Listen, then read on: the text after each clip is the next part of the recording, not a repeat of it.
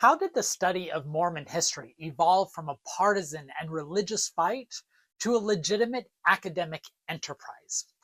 My name is Benjamin Park. As a scholar of Mormon history, I often find it a refreshing reminder every once in a while to talk to people who are surprised that there is a flourishing field of academics who study the history of the variety of the Mormon diaspora. By the Mormon diaspora, I mean the many different religious traditions that trace their roots back to Joseph Smith, the most prominent of which is the Church of Jesus Christ of Latter-day Saints. And this video is timed for a particular week because this week that this video airs is going to be the annual gathering of the Mormon History Association, the preeminent scholarly gathering of those interested in the academic study of Mormonism. So I thought I would do a video offering a brief, you know me, a brief overview of the evolution of how people have studied Mormon history from the days of partisan fighting where you are arguing for one case or another and trying to get at the truth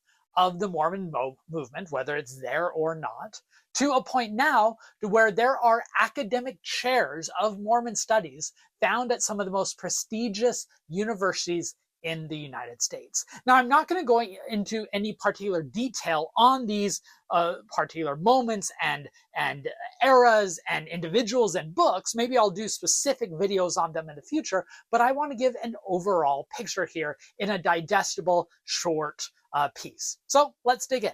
When Joseph Smith founded a new religion, it was a faith that was born out of history. In fact, its history was tethered to its truth claims. Whether Joseph Smith really dug up gold plates, whether he really spoke to God and angels, whether he really instituted an ancient temple ritual, these are all questions that had historical relevance, which is why for the first century of the Mormon tradition, the study of Mormon history was a partisan enterprise. It was something that had stakes. You were either trying to defend the Mormon tradition or you were trying to denounce it. The first Mormon history book ever published, one might argue, is Eber D. Howe's Mormonism Unveiled, published in 1834, which tried to present an expose of how Mormonism was really founded, which was then followed by a series of the LDS Church trying to publish its own record. So by the time we get to the 20th century, these fault lines were already embedded. And there was strong traditions of the devotional hagiographic defense of the faith through history and the critical skepticism trying to tear down the faith. When it came to LDS church-sponsored history, none were more influential than the Essentials in Church History written by Joseph Fielding Smith, the son of Joseph F. Smith, the prophet, the nephew of Joseph Smith, the founding prophet. Now, that Essentials in Church History remained the standard church historical work for several decades after its publication in the early 1900s. But then came along in the 1940s and 1930s a new wave of historians, and this was part of a broader professionalization of the historical field. During the interwar years between World War I and World War II, that was the time when the historical field became much more based on expertise, had professionalized scientific understandings of trying to document the past. And there were several scholars who took advantage of those new tools to try to recast the history of Mormonism in ways that was much less partisan. Among those was Fawn Brodie. Now, Fawn Brodie came from Mormon royalty. She was related to David O. McKay, who was the LDS prophet during the 1950s and 1960s. And she published in the 1940s what you can say is the first scholarly biography of Joseph Smith titled No Man Knows My History. As you might imagine, because it was a skeptical history, because it argued that Joseph Smith was a religious fraud, the LDS Church was none too happy with it, and Fawn Brodie was excommunicated. But that book did prompt more investigation of people trying to use the tools of the historical craft to dissect Mormon figures, Mormon history, and Mormon scriptural texts. One other individual I want to mention here was Juanita Brooks, who in the 1930s, 1940s, and then especially the 1950s was able to dig into Mormon pioneer journals, aided by federal support that came from FDR's New Deal legislation that allowed her and other scholars to really produce history as part of a national project to reassess the past. The most important book that came from Juanita Brooks was Mountain Meadows Massacre, the first scholarly account of that massacre that had long been enshrouded in myth and faulty memories, and that embodied how an actual and accurate recounting of the past could bring new discoveries. Building on the foundation laid by Fawn Brodie and Juanita Brooks and others, and I think it is notable that some of the most important early historians of Mormonism were women, but the historians who then came along were scholars like Leonard Arrington. Like Juanita Brooks, Leonard Arrington was able to take advantage of the federal resources that were giving people opportunities to do research and go to graduate school. Leonard Arrington received his PhD in economics from the University of North Carolina, Chapel Hill, was hired at Utah State University, and he used these new tools of economics and history to dig into the settlement of Utah by Mormons and produce the Great Basin Kingdom, initially published by Harvard University Press. One might argue this was the birth of what comes to be known as New Mormon history. Now, by New Mormon history, that means an academic investigation into the history of Mormonism that was detached from devotional and critical aims. In other words, New Mormon history was trying to understand the Mormon past on its own terms, steeped in those historical documents. And Leonard Arrington was not alone. There was a new generation of all these scholars who were taking advantage of the GI Bill to go to graduate study in history, and they were producing a series of really influential books. And then in 1965, they gathered together and they formed the Mormon History Association, at an annual gathering of the American Historical Association in San Francisco in December of 1965. That was the birth of the organization that soon grew into the hub of Mormon historical scholarship, who is meeting for their annual conference this week. And the Mormon History Association, the MHA, by its acronym, was not alone. There was the BYU Studies journal that was created. There was Dialogue, a journal of Mormon thought that was created during this time. This was an era of an awakening within the Mormon community of being interested in addressing these questions outside official, approved, and correlated sources.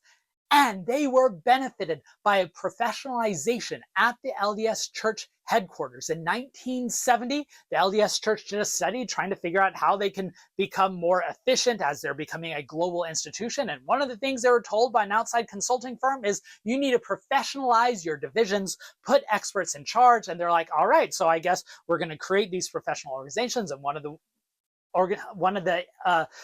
arenas they did this in was in history, and they created the history division, and they opened up the archives for the first time. People were able to get in and get those sources, because that was one of the biggest hindrances to being able to do research in Mormonism, was getting access to those sources held by the LDS Church. And all of that seemed to be changing in the 1970s, which laid the groundwork for the next big step in this evolution. Because as part of that professionalization impulse by the LDS Church in the early 1970s, and in creating this new history division, in January of 1972, they chose Leonard Arrington to be the church historian, the academic who remember, was teaching at Utah State University, who had published Great Basin Kingdom. Leonard Arrington was the first individual with an academic background in history to be appointed church historian. Even though that position had been around since the church was organized, he was the first one to have an actual academic training in the discipline, which showed how the church was allegedly changing its relationship to the historical profession. Arrington, now in charge of the history division, set off on a number of agendas, a number of goals to help further professionalize the craft. They helped widen archival access. They set out an ambitious publication agenda. They tried to serve as resources for both the church and scholars and tried to bridge the academic world of history and the LDS church. And there were a lot of successes and triumphs that came with this, what came to be known as Arrington's Camelot. There was a flourishing in Mormon publications. University presses like the University of Illinois Press started publishing nearly every year important books on the Mormon faith. But with that success came conflict, because there were many in church leadership who were not comfortable with the publication of a much more humanistic, much more professional history that was a departure from the devotional history that they were so used to. And one of the books that served as the instigation for much of this conflict was the publication in 1976 of the Story of the Latter-day Saints. This was meant to be the new one-volume history of the faith written for the LDS audience to replace Joseph Fielding Smith's Essentials in Church History. While the book was immediately accepted by many academics, many in the faith, it sold rather well, and I would argue it's still a really good read, a good social history of the church, even though it has an explicitly devotional aim. There were some who hated it, including Ezra Taft Benson, Mark Peterson, and Boyd K. Packer, apostles in the Quorum of the 12, who denounced it as a humanistic history that took the divinity out of the story and emphasized the flaws. There was this very climactic meeting between Leonard Arrington and those three apostles in August of 1976, where they were arguing with one another over how to approach the past. And the church decided not to put that book into a second edition, despite it selling out. And eventually, within a couple years, Leonard Arrington's Camelot was dissolved and they were moved down to BYU. And few projects embodied this major change, this rise and fall, as Arrington's desired sesquicentennial history series, where he envisioned 16 books on the history of the church that were going to publish in honor of the church's 150th anniversary in 1980. However, by the time 1980 had come around, the project had fizzled because the church was no longer supporting it, and many of those authors had to find new homes to publish a book rather than with the church. By the way, several important books in Mormon history came out of that series, like Richard Bushman's Joseph Smith and the Beginnings of Mormonism, or Thomas Alexander's The Transformation of or Mormonism in Transformation. Maybe I'll do a video on that book series at some point, because it's really fascinating.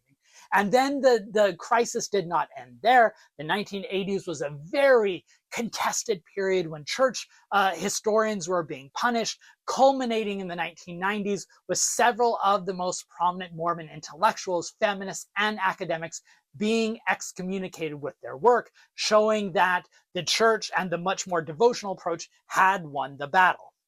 Fortunately, things then started to improve in the 21st century. Several of the church leaders who had been so adamantly opposed to the academic study of history had passed on, and there were new and visionary church leaders who were much more open. But lessons were learned from the rise and fall of Arrington's Camelot. It was now fully recognized that the hub of Mormon scholarship had to be found outside of Utah and beyond ecclesiastical and institutional control. Further, there was a development within the field of studying Mormon history, and now it was wed not so much to just traditional history, but now to the methodologically diverse and innovative religious studies profession. And that brought the birth of what we call Mormon studies. Now, New Mormon History was using the academic tools of the historical profession to study the Mormon past. Mormon studies is using these academic tools to dissect the Mormon tradition in order to understand broader historical, theological, anthropological, sociological dimensions. In other words, using Mormonism to answer broader questions, which then makes the work of much more interest to scholars outside the Mormon historical realm.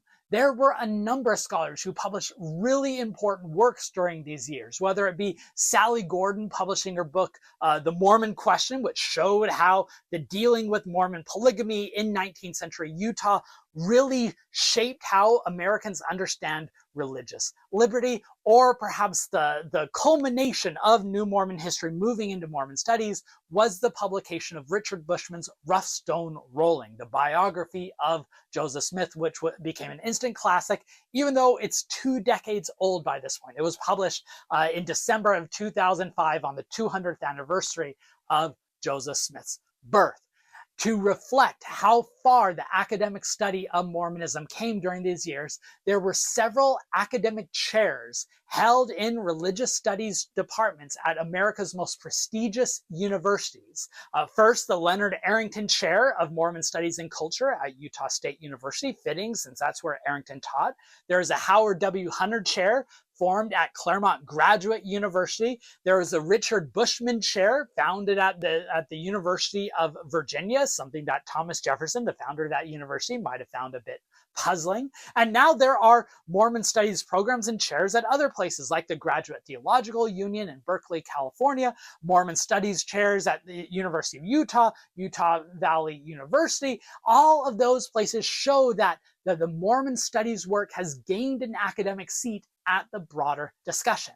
And thankfully, we have also seen a cooling of the relationship between this academic work and the LDS Church. And the LDS Church took several important steps in recent years to better accommodate academic research. Once again, opening up access to the archives, which had been closed in the 1980s and 1990s. Now we have more access to those sources than ever before. In fact, the great people who work at the LDS Church History Library are digitizing thousands of pages a day. So you don't even have to travel to Salt Lake City to see the work. You can actually see it on your screen. Leaders like Marlon K. Jensen, who is appointed church historian, also inaugurated projects that reflected the church returning to a much more transparent approach to history, like the creation of the Joseph Smith Papers Project or the Massacre at Mountain Meadows book. Those are all examples of a thawing relationship. Now, unfortunately, there has been a bit of a retrenchment in recent years. I actually just wrote an essay that was published by the Salt Lake Tribune recently talking about how what Richard Bushman called the golden age of Mormon studies might be coming to an end due to the culture wars engulfing the church just like the rest of America. But in general, there's a much more solid foundation for the study of Mormonism and particular Mormon history. So as scholars gather from across the globe in Ogden, Utah this weekend to attend the Mormon History Association, it is a celebration of these academic, neutral, rigorous, scholarly interpretations, and lots of great scholarship is going to come out of it. I recommend, if you're interested in Mormon history, please check out if you can attend future gatherings of the Mormon History Association. You can either register as a member with the organization and get their quarterly journal, the Journal of Mormon History, which brings to your doorstep the most cutting-edge scholarship in the field. It is a phenomenal time to be researching Mormon history, especially in relation to the more icy moments of the past. Anyways, that's a general overview. I could go on and on about any of these particular moments. Let me know if there are specific periods or topics or people or book that you wish I could go into more depth on, because I'd be happy to. History has never been more relevant than it is now. So please subscribe to this channel if you haven't yet, like and share the video. I am thrilled and honored to be able to have these conversations with you.